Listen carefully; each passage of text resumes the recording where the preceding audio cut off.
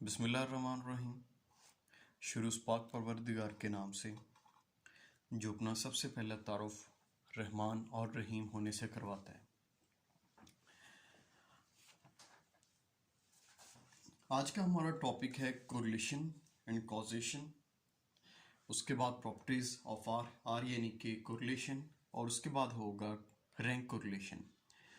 हम इससे पहले जो है रिग्रेशन के बारे में भी पढ़ चुके हैं। Simple correlation, standard error of regression, properties of OLS, properties of regression model, ये चीज़ें हम पढ़ चुके हैं, स्कैटर डायग्राम वगैरह। अब फर्दर जो है हमारा काम जो है कोरिलेशन एंड कॉजेशन पे है। एक्चुअली जो हमारे पास वेरिएबल होते हैं उनके दरमियान जो है मैनी टाइम्स एक डायरेक्ट रिलेशनशिप भी मौजूद नहीं होता। जब भी हमने वेरिएबल्स लेने हैं जिनके दरमियान हम कोरिलेशन को चेक करना चाहते हैं, हमने उनके दरमियान जो रिलेशनशिप है उसको हमने देखना है वो टेक्निकली रिलेशनशिप बन भी रहा है कि नहीं बन रहा। उनके दरमियान में कॉज एंड इफेक्ट जो है वो रिलेशन डायरेक्ट है या नहीं है। अब जिस तरह हम शुरू से एग्जांपल ले रहे हैं वो CGPA मार्क्स या स्टडी हाउस की, तो टेक्निकली तो बिल्कुल ठीक है, दोनों के दरमियान रिलेशनशिप मौजूद है। लेकिन हमेशा ऐसा नहीं होता कि हमारे वेरिएबल्स के दरमियान कॉज एंड इफेक्ट एक डायरेक्ट रिलेशनशिप मौजूद हो। अब इस तरह जो होता है ये सम टाइम होता है कि किसी थर्ड वेरिएबल के आने से दो वेरिएबल्स के दरमियान रिलेशनशिप बन रहा होता है। मिसाल के तौर पर अगर हम कहें कि किसी सिटी में जो है जो फ्रूट्स हैं उनकी कंजप्शन और जो है वहाँ का जो डेथ रेट है उसके दरमियान बड़ी कोरिलेशन है। उस यानी कि जिस सिटी में के अंदर जो फ्रूट्स की कंजम्पशन ज़्यादा है वहाँ पर डेथ रेट भी ज़्यादा है। अब टेक्निकली तो बात ये बिल्कुल दुरुस्त नहीं है कि फ्रूट्स की कंजम्पशन से डेथ का कोई एक लिंक नहीं बनता। लेकिन इन दोनों के दरमियान अगर आप कोरिलेशन को चेक करें तो आप देखेंगे कि यहाँ पर एक हाई कोरिलेशन की वैल्यू आपको मिलेगी। एक्चुअली इन दोनों के दरमियान डायरेक्ट रिलेशनशिप तो मौजूद नहीं, लेकिन इनके दरमियान एक थर्ड एक ऐसा वेरिएबल मौजूद है जहाँ जिसकी वजह से उनकी कोरिलेशन जो है वो ज़्यादा आ रही है। अब इस एक्स एंड वाई को आप कह लें कि एक तरफ फ्रूट की कंजम्पशन है, दूसरी तरफ जो है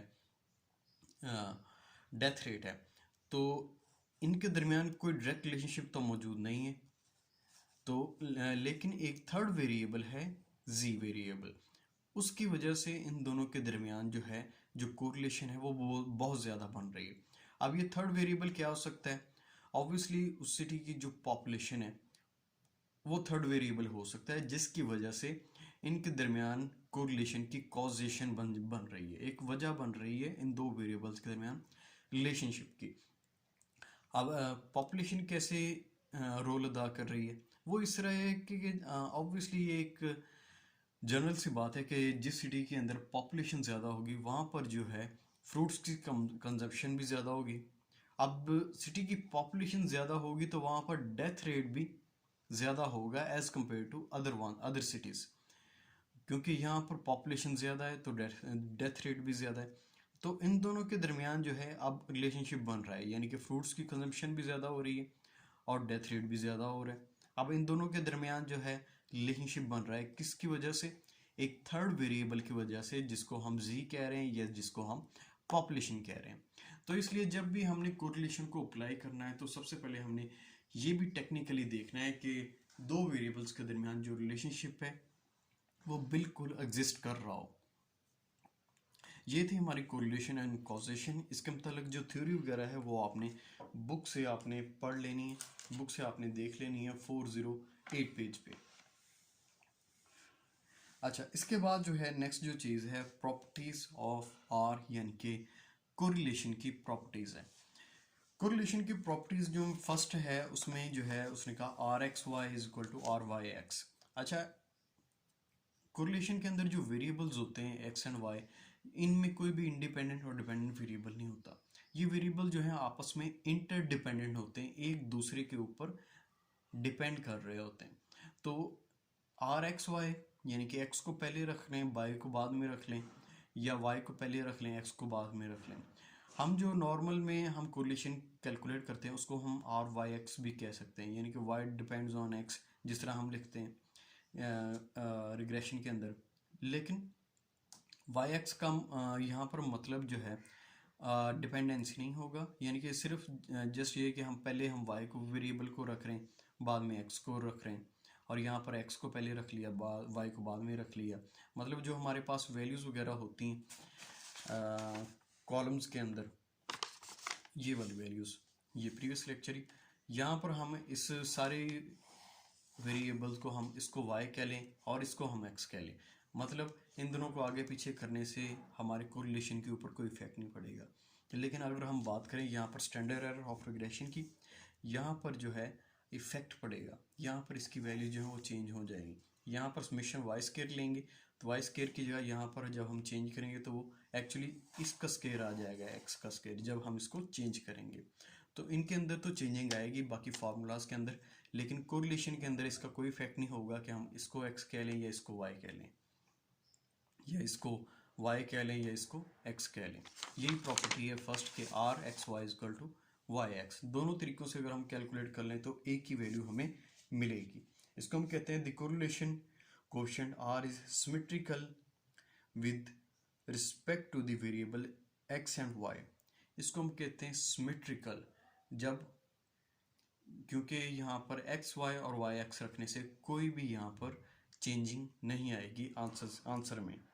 अच्छा, सेकंड प्रॉपर्टी है कि आर की जो रेंज होती है ये ऑलरेडी हम डिस्कस कर चुके हैं मैनी टाइम्स, कि ये जो होती है ये -1 से +1 के बिटवीन होती है। The correlation coefficient lies between -1 and +1।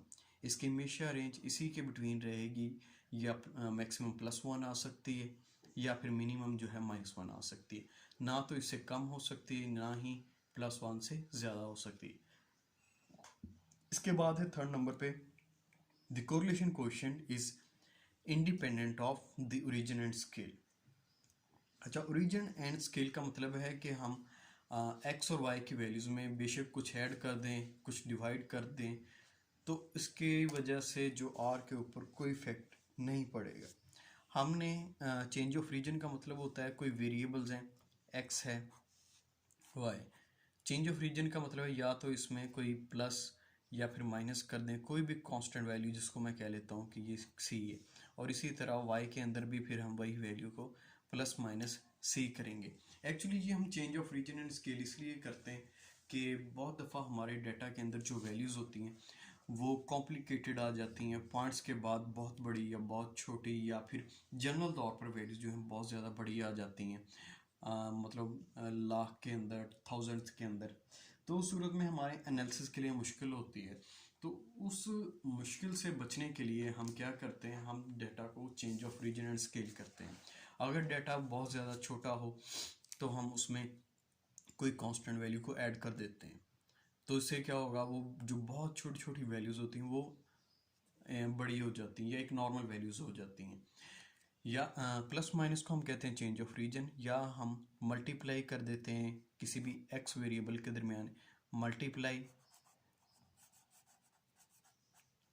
या डिवाइड, यानी कोई भी मल्टीप्लिकेशन या डिवीजन का जो है ऑपरेशन हम यूज़ कर लेते हैं एक्स और वाई के अंदर।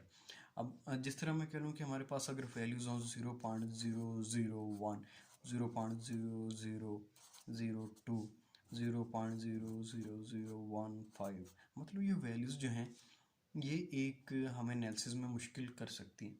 हम इस तरह की वैल्यूज़ को हम क्या करेंगे, हमने हर वैल्यू को 1000 से मल्टीप्लाई कर देना। 1000 से जब मल्टीप्लाई करेंगे तो ये वाली वैल्यू 1 बन जाएगी, ये वाली वैल्यू 0.2 बन जाएगी, अब ये वाली वैल्यू 0.15 बन जाएगी। अब हमारी वैल्यूज़ जो हैं एक किस्म की एक स्मॉल हो गई हैं, तो इनका एनालिसिस हमारे लिए आसान है। तो इस चीज़ को हम कहते हैं change of region and scale. अच्छा, तो ये कोरिलेशन की थर्ड प्रॉपर्टी कहती है कि हम यहाँ पर जब हम चेंज ऑफ रीजन स्केल करके न्यू वैल्यूज़ बनाएंगे, अब इनके लिहाज से कोरिलेशन कैलकुलेट करें या पहले वाली वैल्यूज़ के लिहाज से, तो कोरिलेशन की वैल्यू के ऊपर कोई इफेक्ट नहीं पड़ेगा। तो ये इसकी प्लस पॉइंट है कि हम एक वैल्यूज़ को कन्वर्ट करने के बाद भी हम कोरिलेशन को कैलकुलेट कर सकते हैं। अच्छा, इसके बाद है जी नेक्स्ट जो हमारा टॉपिक है रैंक कोरिलेशन। अगर आपको यहाँ पर भी कोई कंफ्यूजन, कोई क्वेश्चन हो तो आप कमेंट्स में या मैसेज में आप पूछ सकते हैं। अच्छा, नेक्स्ट जो चीज़ है वो है रैंक कोरिलेशन। इससे पहले जो हमने कोरिलेशन पढ़ी थी वो सिंपल कोरिलेशन थी। उसमें एक्चुअली ये था, हम मोस्टली जो है हम क्वांटिटेटिव वेरिएबल्स को हम लेते थे, लेकिन यहाँ पर जो है रैंक कोरिलेशन के अंदर हमारा जो काम होगा मोस्टली क्वालिटेटिव वेरिएबल्स के ऊपर होगा। अब जो सिंपल दूसरी कोरिलेशन हमने पढ़ी थी उसके अंदर जो है क्वालिटेटिव डाटा के लिए प्रॉपर रिजल्ट्स मौजूद नहीं थे, प्रॉपर यानी कि एक वो स्पेशली फॉर थी क्वांटिटेटिव डाटा के लिए। अब जो रैंक कोरिलेशन है ये स्पेशली है फॉर क्वालिटेटिव डाटा। हमारे पास बहुत सी ऐसी सिचुएशंस होती हैं जिसके अंदर हमें जो है डाटा प्रोवाइड नहीं होता ओरिजिनल, यानी कि क्वांटिटेटिव डाटा जो है वो हमें नहीं मिलता।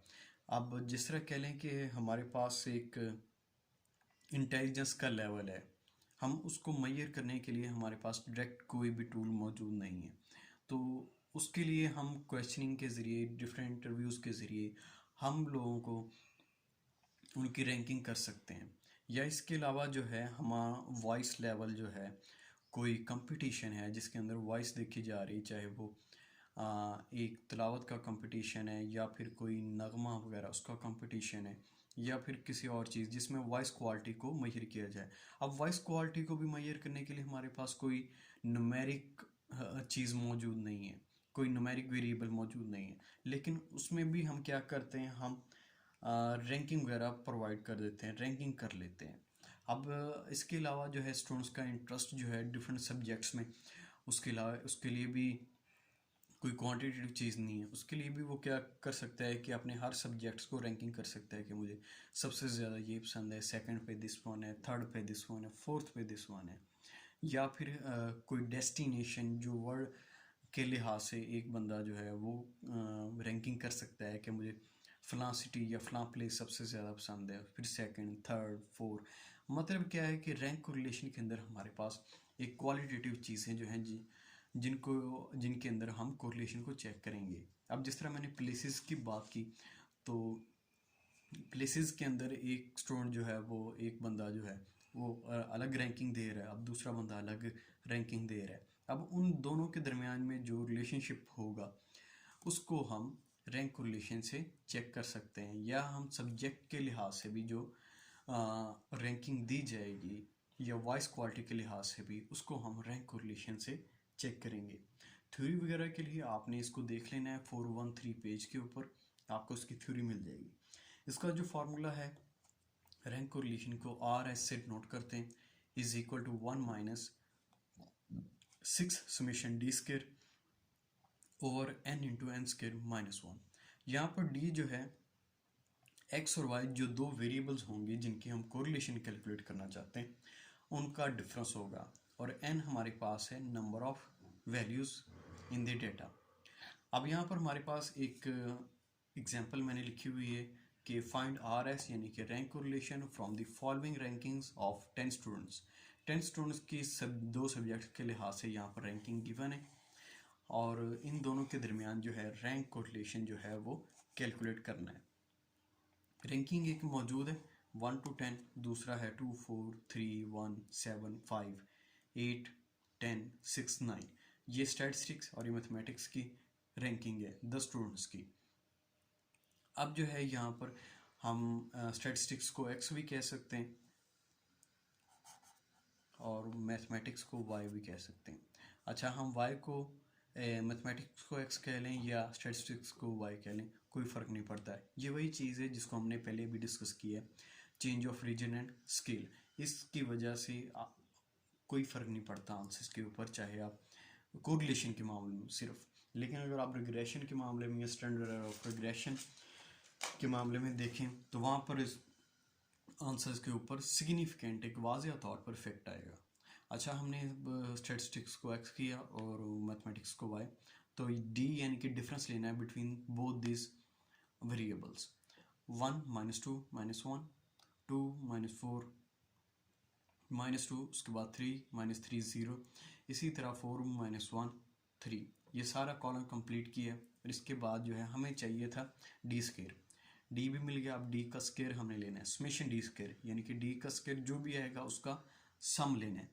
अब डी यानी कि जो कॉलम था डी का, इसके हमने स्केयर लिया 1 -1 का स्केयर +1, -2 का स्केयर 4, 0 का स्केयर 0, 3 का स्केयर 9, -2 का 4। ये इस तरह सारा कॉलम कंप्लीट करके सम अप किया तो 34 वैल्यूज़। टोटल वैल्यूज़ हमारे पास 10 है और कोई भी चीज़ नहीं है ऐसी फार्मूला में गिवन जो हमने कैलकुलेट ना की हो। अब इसको जस्ट सारी वैल्यूज़ को हमने फार्मूले के अंदर पुट कर देंगे using the formula 1 minus summation 6 summation d square. D square की वैल्यू थी समेशन डी स्केयर की 34 multiply by 6 divide by n की वैल्यू 10, 10 का स्केयर -1, 1 -204 डिवाइड बाय 10, 10 का स्केयर 100 -1, ये 99 हो गया। 99 को अब 10 से मल्टीप्लाई करें तो 990 आता है। और ऊपर आगे 204 डिवाइड बाय 990 डिवाइड करेंगे तो 0.2 इसका आंसर मिलेगा। 1 - 02 = 0.80 प्लस का 0.80, मतलब कि दोनों वेरिएबल्स के दरमियान एक स्ट्रॉन्ग कोरिलेशन जो है वो मौजूद है, strong positive correlation. The value +0.8 represent the positive strong correlation between the x and y between the both subject statistics and mathematics। यानी कि स्टूडेंट्स का जो है इंटरेस्ट जो है स्टैटिस्टिक्स और मैथमेटिक्स का आपस में उनका रिलेशन जो है वो स्ट्रॉन्ग है। आपका कोई क्वेश्चन हो, कोई कन्फ्यूजन हो तो आप फ्रीली जो है मैसेज पे या कमेंट्स में आप पूछ सकते हैं।